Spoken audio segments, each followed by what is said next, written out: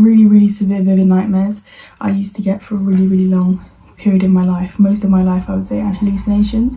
And as soon as I started, like, I would make du'as because that was all I knew how to make. I didn't know how to make salah yet, so I would make du'as, and as soon as I started making du'as, I literally did not experience any bad dreams, nightmares. Like, my sleep improved so much. I would start waking up at prayer time even though I wasn't like checking the prayer time actively. I would check the next day and always be like, wow, like I'm waking up at the exact same time every day for like a really long time.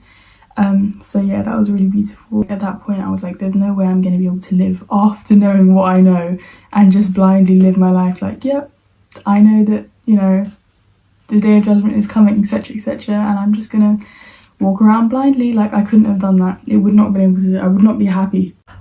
Hi guys, so this is going to be my revert story. I've been wanting to talk about this for ages, but I just didn't really know how to come about it. But I'm basically just going to try and sum up, as brief as I can, my revert story. Inshallah it will inspire somebody or just make somebody feel less alone as a revert. I know it can be really scary, so yeah, I just hope this video reaches you well. So I want to start with a bit of background. I was not brought up with any influence of Islam whatsoever. In fact, when I was younger, up until about 2 years ago, so I reverted last year in May, up until I would say about 3 years ago, 4 years ago, I had no idea what Islam even was, like hardly. All I knew was like what I heard through media or through school, which they hardly teach you anything, as you might know if you live in the UK. So growing up I had hardly any influence at all religious wise. I had a little bit of religious influence from my mum's side. My mum is from the Caribbean, so growing up her side of the family was quite religious. We would go to church, yeah, I would pray sometimes, but that was kind of as far as it went. I was never like devout, I was never passionate about it. It wasn't something that I was keen on. I think it was just one of those things that like I saw my grandmother and my mum practicing it and it kind of made me want to do it too because, you know, I was young. That kind of stretched up until I was the last year that I was living in Grenada, actually, for a year, just over a year, and obviously there was a lot of religious influence there, so I was definitely practicing it more then. I would go to church more. I would, you know, I was just around more people who were religious, so it felt more natural to me. So then when I came back to the UK, I would say that was when things started to spiral downhill, like 100%, because as soon as I came back to the UK, I was in an area where it was just me amongst nobody even close to, I couldn't relate to anybody, which I think is really dangerous for any young child. I think it's really dangerous when you're in a place where you feel like you cannot relate to anybody, which actually led to me putting on like a facade and a different personality for years. Like I thought I had to pretend to be somebody else for so long because all I wanted was to fit in, like all I wanted.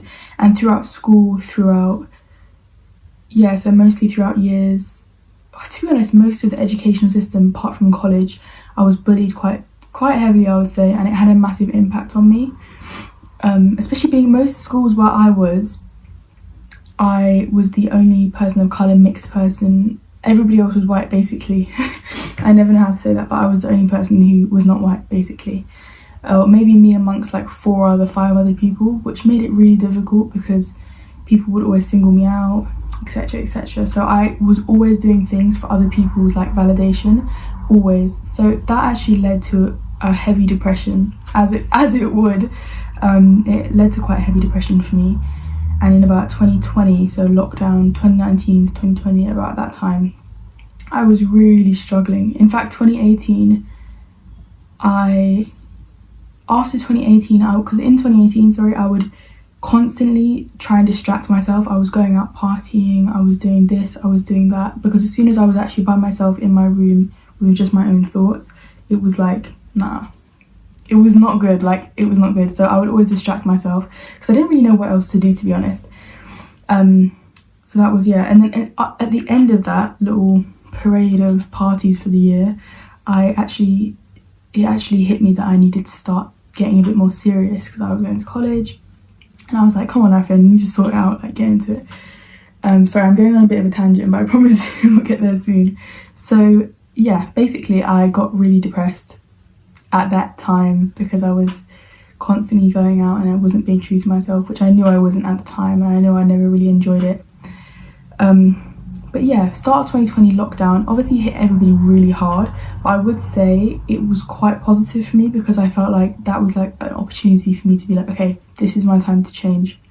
So 2021, start of 2021 is when in general I was like, okay, I kind of want to look at things from a spiritual perspective. Definitely wasn't looking at things in a religious perspective, but alhamdulillah, it's crazy because I see that I watched a video like the other day and it was saying how we're all hardwired to worship or find our way to Allah subhanahu wa ta'ala. So I thought it's kind of cool that like even before that I felt as though I wanted to, I don't know how to explain it, because I guess at the time I didn't really realise it was a religious influence, or maybe I just felt lost basically, and I felt like I needed a purpose and I really wanted to find that purpose. I felt as though I just felt kind of stupid because I was like, I've been here for so many years, I've been on this world, not so many, but like a long enough time, someone should have questioned, what am I doing here? We just don't question things, I think, sometimes as humans, which is one of the biggest flaws for anybody. So I started questioning, and as soon as I started looking into Islam, I actually had a friend at the time who I would ask questions about Islam because they were Muslim. And I would always ask these questions and I would just ask more questions. At the time I was researching, this is like before, all of this is going on like just before Ramadan, like literally just before, which is such a like beautiful time for it to happen now that I think about it.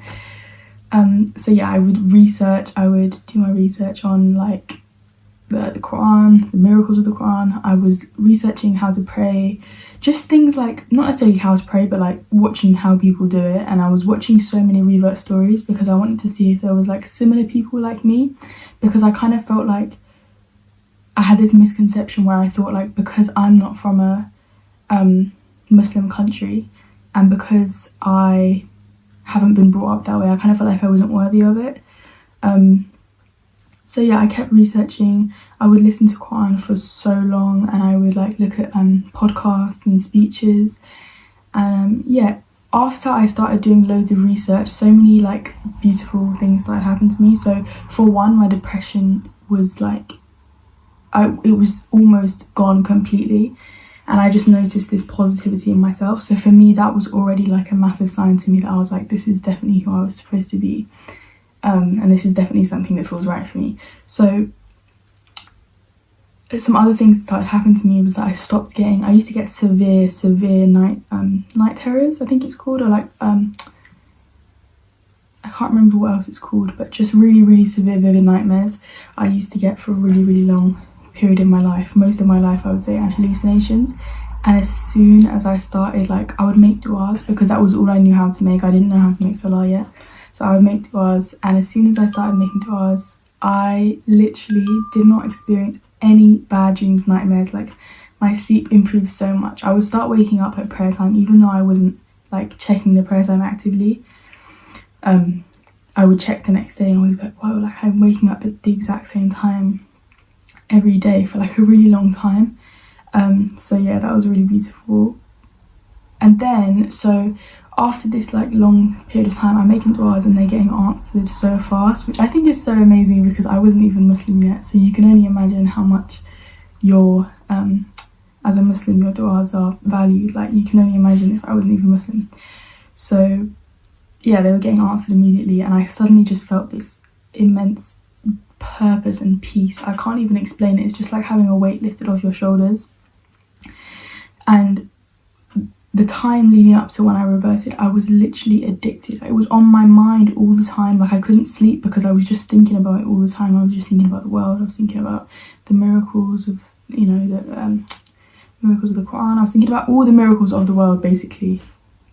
And I was just thinking of like the mercy of God. I was thinking of all of these things up until like end of May, when I was like, okay, I'm ready to say my shahada. And obviously it was like it's definitely a big decision, but I was like, at that point I was like, there's no way I'm going to be able to live after knowing what I know and just blindly live my life like, yep, I know that, you know, the day of judgment is coming, etc, etc, and I'm just gonna walk around blindly. Like, I couldn't have done that. It would not have been able to. I would not be happy. It's not possible. Anyways, I'm just waffling, but yeah, I said my shahada on the 25th of May, and it was honestly the best day of my life. It was incredible. Yeah, it's literally just like a massive weight being lifted off your shoulders. It's like the biggest relief that you could ever feel. And yeah, I'm so grateful for that day. I always get questions as a revert about, the most questions I get asked is actually more about like, how did my family take it, or like friends and stuff like that, because as a revert that can be really scary, like especially living in an area where there's like literally less than probably 5 Muslims in my area. Like honestly, it's not a diverse area in general at all. So I found it really scary, and alhamdulillah, my parents they were so accepting. They were so unjudgmental. They didn't make any comments. Like, they were just happy to see how happy I was, because it was such a noticeable difference. Like, they were so happy to see that I was finally the person who I was meant to be. And my parents always said, like, we're not surprised, to be honest, like, you seem so much happier like this than going out and like just following a crowd basically, even though I wasn't happy. So I'm really, really grateful about that. In terms of friends, to be honest, in general, I really am not a big friendship group person. I have like three friends, like close friends. So, and two of those close friends that I've made are from university. So they know me just like how they just know me as this Fynn, which I really like. That's so great. Like, honestly, if you're thinking of like coming out as Muslim, or like, you know, telling people that you're Muslim, and you're like about to go to university, that is literally the best time to just do it, because you're going to be able to like make new friends and meet new people as the you that you just want to see, and it's just so great. Honestly, it is the best feeling ever, alhamdulillah. But so yeah, advice with friends, all I can say is just be yourself, to be honest. You know how you want to live your life, and if they're true friends, they will be accepting of that, and if not, then you didn't really lose anything, because obviously they weren't real friends. I don't want to talk too much on the hijab, because I literally only just started wearing it like full time, probably like 4 weeks ago. Yeah, something like that. I only just started wearing it recently. The only piece of advice that I would say as a revert is probably best to stay off social media until you are, when I say stay off, yeah, no, I would say stay off social media until you are fully covered and the person that you want to come, because it makes it so much harder to think to yourself like, I've got all these posts on my Instagram that people have seen, my current following have seen, and now I have to come back.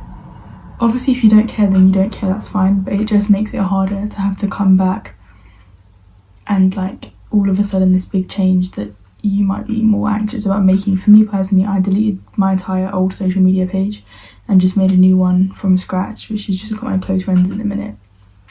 But yeah, I just made it to more be like a blog, personal journey type thing. So yeah, that's kind of all the advice I have for you guys, because I'm not the most knowledgeable person ever, so I don't want to go through anyone advice that's not really, you know, it doesn't hold any weight. So yeah, that's kind of all I had to say in this video. I just hope that inshallah I can make some of the reverts feel less lonely, I guess, and if you're not a revert, I still hope that you could have found something inspiring in this video, or yeah, learned something, or just enjoyed watching, to be honest. Yeah, that's pretty much all I have to say. If you have any video ideas, just drop them below. Literally any video ideas, any questions or any messages, I'll be really happy to answer any messages. So yeah, thank you for watching.